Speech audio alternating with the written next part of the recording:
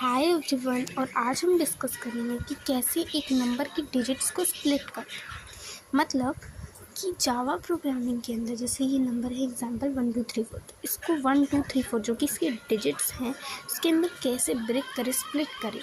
तो let's start without any delay. तो देखते हैं, पहले इसका लॉजिक समझते हैं कि कैसे एक नंबर के डिजिट्स को ब्रेक किया जाता है और स्प्लिट किया जाता है। हम ये वहाँ पे वही एग्जाम्पल दे रहे हैं जो हमने पहले दिया था, दैट इज़ 1 2 3 एंड 4। सो इसे हमें सिलेक्ट करना है 1 2 3 एंड 4 के अंदर। So let's see how it would be splitted. देखो, अब तुम्हें सबसे पहले एक कॉन्सेप्ट आना चाहिए मॉड 10 एंड डिवीजन 10। ठीक है, दोनों चीज़ों का कॉन्सेप्ट आना चाहिए। अगर किसी भी नंबर को मॉड 10 करेंगे तो उसका रिज़ल्ट लास्ट डिजिट से होगा। लास्ट डिजिट इसके अंदर चाहे जितना बड़ा नंबर हो, पर वो लास्ट डिजिट ही देगा अगर मॉड 10 कर रहे हैं। अगर हम डिवीजन 10 कर रहे हैं तो लास्ट डिजिट को छोड़ के जितनी बची हुई डिजिट्स है उसमें रिजल्ट करेंगे। क्या मतलब कि अगर जैसे कि हम इसका मैकेनिज्म देखते हैं कैसे ये वर्क करता है। मॉड लेट्स हम 1 2 3 4 को 10 से डिवाइड करके देखते हैं। ठीक है, 1 2 3 एंड 4 ये हम 10 से डिवाइड करते हैं। 10 1 ज़ा 10, 2 वुड बी रिमाइंडर, 3 हमारा नीचे उतरा।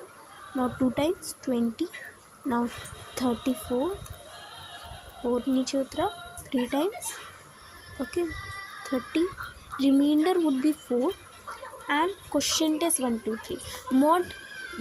Modulus gives the remainder, that means 4, and quotient gives the number. The quotient is given by the division sign. Okay, so this is the number given by the division sign.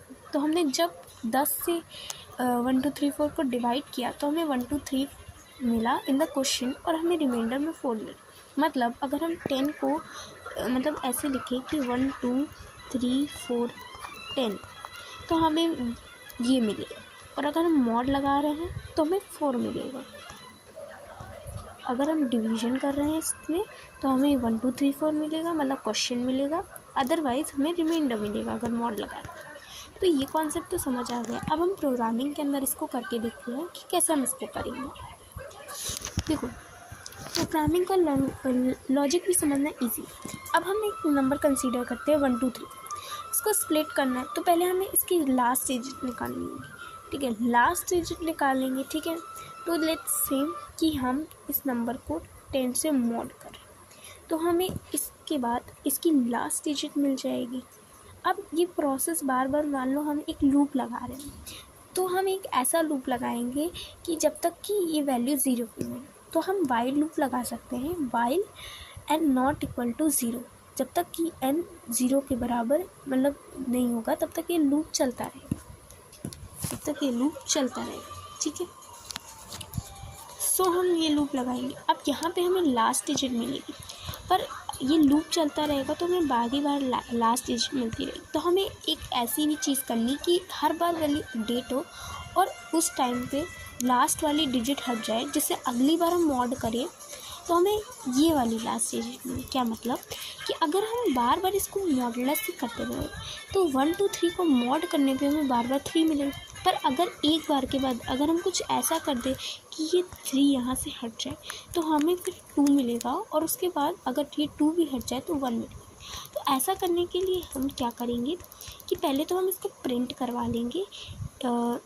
इसको जो भी variable लेना है उसमें आप print करवा सकते हो SOPLN में। ठीक है, SOP भी ले सकते हैं, SOPLN में जो भी आप वेरिएबल लोगे, V से मैं डिनोट कर रही हूँ वेरिएबल कोई भी। ठीक है, उसके बाद आपको 1 2 3 को डिवाइड करना है 10 से, जिससे 1 2 आएगा, और फिर ये यहाँ पे वैल्यू अपडेट होगी तो यहाँ पे फिर तुम्हारा 2 आएगा। ऐसे ऐसे तुम्हारी डिजिट्स आती है। तो अब इसको जावा के प्रोग्राम के अंदर करके देखते हैं। सो इसमें हम इंपोर्ट मतलब स्कैनर क्लास में लिख रहे हैं, तो स्कैनर क्लास का पहले मैं वो इंपोर्ट लिख देती हूँ, import Java dot यूटिल dot asterisk semicolon. Okay, तो ये क्लास भी बनी है और एक मेन भी बना है। चलो अब हम रुक जाओ 1 सेकेंड। अब हम स्कैनर की क्लास बना लेते हैं, स्कैनर का ऑब्जेक्ट बना लेते हैं। स्कैनर का ऑब्जेक्ट कुछ भी रख सकते हैं, SC रख सकते हो, इन रख सकते हो, कुछ भी आप लिख सकते हो। तो मैं यहाँ SC रख रही हूँ। ये हमारा न्यू जो होता है वो कीवर्ड होता है। और ये फिर से scanner 1 second, scanner system.in। Okay, अब हम अपने यूज़र से किसी भी नंबर को इनपुट कराएंगे। तो इसके लिए हमें यूज़र को एक मैसेज देना पड़ेगा जिससे कि वो एक नंबर को इनपुट करे। तो यहाँ पे मैं लिख रही हूँ println यूज़र के लिए एक मैसेज। तो inter number semicolon. Okay, now हम इस नंबर की पार्सिंग करेंगे जिससे कि जो नंबर है उसकी वैल्यू स्टोर हो सके। So int n is equals to SC dot next int। ये हमारी जो स्कैनर क्लास में int की पार्सिंग होती है, ये वो, ठीक है। अब इसके बाद क्या करेंगे कि हम एक लूप चलाएंगे जो कि तब तक चलेगा जब तक हमारी n की वैल्यू 0 नहीं हो जाती है। नॉट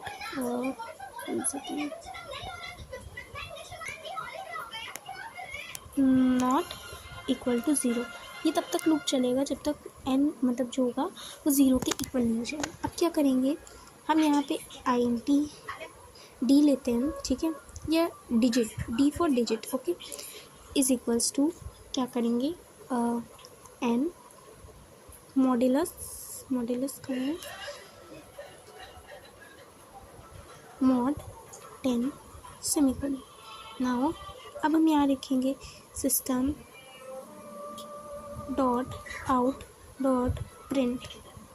ओके, यहाँ पे कर्सर ब्रेक नहीं करेगा क्योंकि यहाँ प्रिंट लगा है, ठीक है। और यहाँ पे हम लिख देंगे d और यहाँ पे लास्ट में करेंगे सेमीकोलन। नाउ हम इसको डिवीजन करेंगे तो हम यहाँ लिखेंगे n डिवाइड बाई 10 सेमीकोलन। सो ये यहाँ पे एक शॉर्ट हैंड ऑपरेटर का यूज़ किया है मैंने, ठीक है। अब ये लूप को हम बंद कर देते हैं, ठीक है। अब हम एक और कॉमा लगाएंगे इसके लिए और लास्ट वाला क्लास के लिए। ना रन करके देखते हैं।